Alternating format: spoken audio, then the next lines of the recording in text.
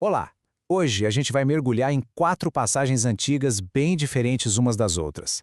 Mas quando a gente começa a tecer elas juntas, surge um tema que conecta todo mundo: a crise. E, mais importante, como nós, seres humanos, lidamos com ela. Essa é a grande pergunta que vai guiar a nossa conversa. É uma questão que, no fundo, todo mundo já se fez ou ainda vai se fazer. Não importa a época. E o interessante é ver como textos de milhares de anos atrás trazem respostas que ainda hoje fazem a gente pensar.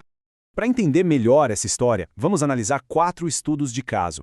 A gente vai ver um rei consumido pelo luto, uma ressurreição que desafiou a própria morte, um salmo que é pura angústia e um provérbio sobre o peso do poder.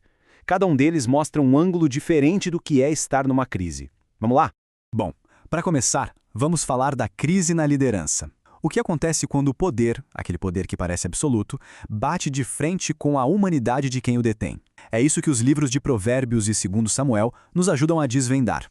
Olha só, no livro de Provérbios, a ideia do poder do rei é bem direta, preto no branco. É total. A palavra dele é lei, é uma questão de vida ou morte, literalmente. A fúria dele mata, mas o favor dele traz vida. Parece uma autoridade quase divina, inabalável. Mas será que na prática é assim mesmo? Pois é. Uma coisa é a teoria, outra é a vida real. De um lado, a gente tem esse rei ideal com poder absoluto. Do outro, um rei de carne e osso, Davi. E a história dele mostra que o poder tem sim limite. As decisões dele não são frias e calculadas. Pelo contrário, elas são totalmente dominadas por um luto que o corrói por dentro.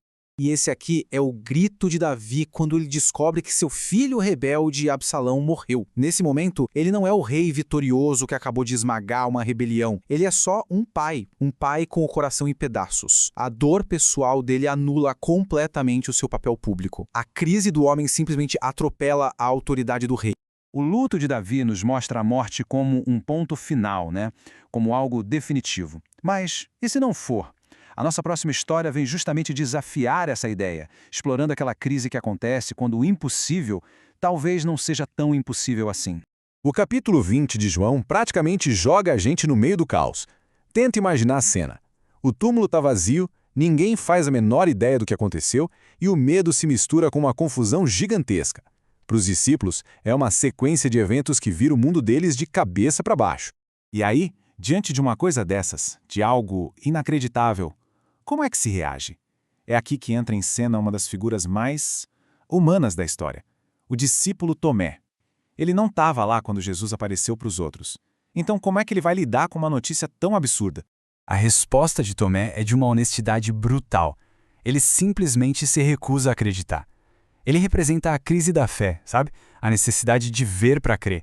E, vamos combinar, quem pode culpar o cara? Depois de tanta dor, de tanta perda, a esperança pareceu uma coisa improvável demais. Ele precisava de uma prova, concreta. Mas aí o encontro acontece. E a resposta de Tomé é imediata, é total. Num único instante, ele sai da dúvida mais profunda por uma confissão de fé absoluta. É uma virada de chave completa, uma resolução dramática para a crise pessoal de crença que ele estava vivendo. A experiência de Tomé resolve uma crise de fé? Certo. Mas e depois? Depois que o mundo da gente vira de ponta cabeça, como é que se acha um caminho para seguir? Como se navega na vida depois de uma crise dessas? O Salmo 119 nos dá uma pista, uma resposta possível. É um poema enorme sobre como encontrar estabilidade quando tudo parece estar desmoronando. Para o autor, num mundo de dor e caos, a sua âncora, a sua bússola é se agarrar a um conjunto de princípios e leis. No meio da aflição, o salmista faz uma escolha muito consciente. Ele se agarra a algo que ele considera verdadeiro, imutável, a lei. É um ato deliberado de buscar ordem no meio do caos, de tentar encontrar uma direção quando tudo parece completamente perdido. Muito bem. Então, agora vamos juntar todas as peças. A gente viu 4 crises bem diferentes e 4 respostas bem humanas. O que essa tapeçaria de histórias? O que tudo isso nos diz quando a gente olha para o todo?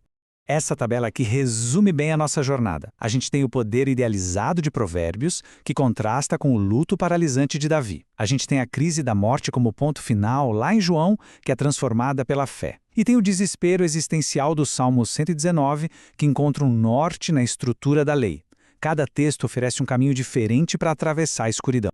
No final das contas, essas não são apenas histórias antigas. Todas elas juntas acabam formando um mapa da nossa própria condição humana. Elas mostram como a gente lida com o poder, com a perda, com o inacreditável e, acima de tudo, com a nossa busca por algum sentido no meio disso tudo. E isso tudo, claro, nos traz de volta para o agora. Essas histórias mostram que não existe uma única resposta, uma fórmula mágica para as crises da vida. Elas nos oferecem um leque de possibilidades. O luto, a fé, a sabedoria, o apego a princípios. A pergunta que fica é, ao enfrentar as complexidades do nosso próprio tempo, quais dessas bússolas, ou quem sabe outras, podem nos servir de guia?